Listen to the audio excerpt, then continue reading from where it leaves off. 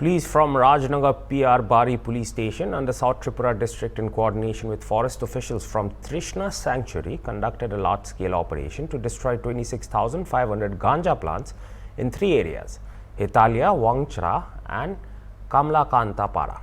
The operation was based on confidential information and targeted illegal marijuana cultivation in various parts of Trishna Sanctuary's forests.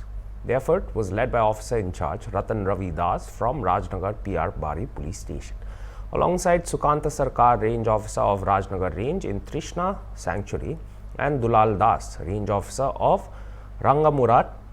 Teams from TSR, CRPF and local police participated in the joint action. Residents of the area have expressed the desire for stronger measures to stop the illegal marijuana cultivation that has proliferated in Trishna Sanctuary.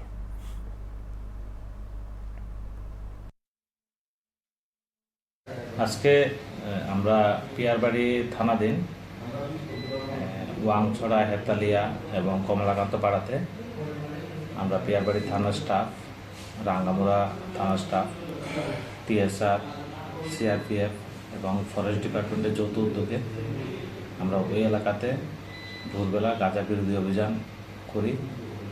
এই অভিযানে আমরা 60টি প্লটের মধ্যে সর্বমোট 26,500টির মতো প্রিমেচিউরড গাঁজা গাছ আমরা ঘটনাস্থলে ধ্বংস করি এবং আমরা ওই এলাকাতে আরও কোথায় কোথায় গাঁজা চাষ হচ্ছে এগুলো আমরা খবর নিচ্ছি।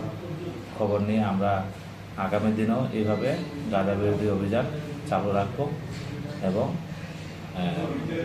যে এলাকাতে এরকম আরও হচ্ছে এগুলো আমরা খবর নিয়ে এগুলোকে আমরা ধ্বংস করব। ঠিক আছে।